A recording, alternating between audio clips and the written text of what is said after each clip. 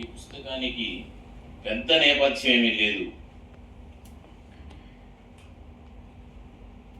ఆచార్య K Sarvottama Rao గారు 1976లో శ్రీ వెంకటేశ్వర విశ్వవిద్యాలయంలో తెలుగు అధ్యయన శాఖలో 76 వదిలేశాం. 74లో శ్రీ వెంకటేశ్వర విశ్వవిద్యాలయంలో అధ్యాపకులుగా చేరినారు. ఆ సంవత్సరమే నేను ఎంఏ ప్రీవియస్ చేరాను. వారికి మొట్టమొదటి స్టూడెంట్ నేను, మొదటి సంవత్సరం స్టూడెంట్. 89 నుంచి 2000 వరకు సార్తో కలిసి యూనివర్సిటీలో ఉద్యోగం చేసే అవకాశం, అదృష్టం నాకు కలిగింది. సార్ను గురించి ఎంత చెప్పినా ఇంకా కొంత మిగిలిపోతుంది. అన్నీ చెప్పాలని నేను అనుకోవడం లేదు, కానీ ఈ పుస్తకాన్ని రాసే ముందు కొన్ని పద్యాలు రాసి నాకు చదివి వినిపించాను, ఫోన్లోనే వినిపించాను.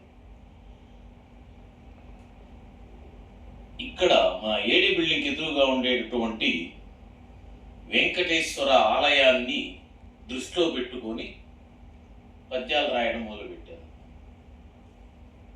ఆ పద్యాలు విన్న తర్వాత నేను, మీరు బాగుంది సార్, ఇవన్నీ రాస్తే చాలా బాగుంటుంది అన్నా.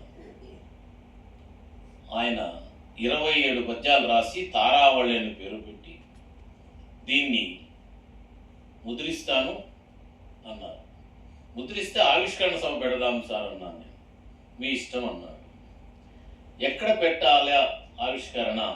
మాకు రెగ్యులర్గా కొన్ని ఉన్నాయి. ఛాంబర్ ఆఫ్ కామర్స్, రాస్ బిల్డింగ్, యూత్ హాస్టల్. మాకు నిత్యకృత్యాలు, సాహిత్య కార్యక్రమాలు జరుపుకోవడానికి మాకు ఎప్పుడు ఎలాంటి ఆటంకం చెప్పకుండా వాళ్ళు ఇస్తూ ఉంటారు. మేము కరెంట్ ఛార్జీ కడతామని కూడా తీసుకోరు వాళ్ళు. ఆ 3 చోట్ల ఎక్కడ పెడదామని మేము అనుకున్నప్పుడు మా గంగాధర్ సూచన చేశాడు. విద్యార్థులు ఉంటే బాగుంటుంది కదా సార్, యూనివర్సిటీ గురించి రాశారు కదా అని. అప్పుడు నాకు ఒక ఆలోచన వచ్చింది. అవును, దీన్ని విశ్వవిద్యాలయాల గురించి పద్యాలు రాశారు కాబట్టి విశ్వవిద్యాలయంలోనే పెడితే బాగుంటుంది. అదే సార్తో చెప్పాను, సారు అంగీకరించారు. నేను వెంటనే రిజిస్ట్రార్ రెక్టార్కి ఫోన్ చేసి ఈ మనం పెట్టుకోవాలని అడిగాను. వివేక్ ఫోన్ చేసి అడిగాను.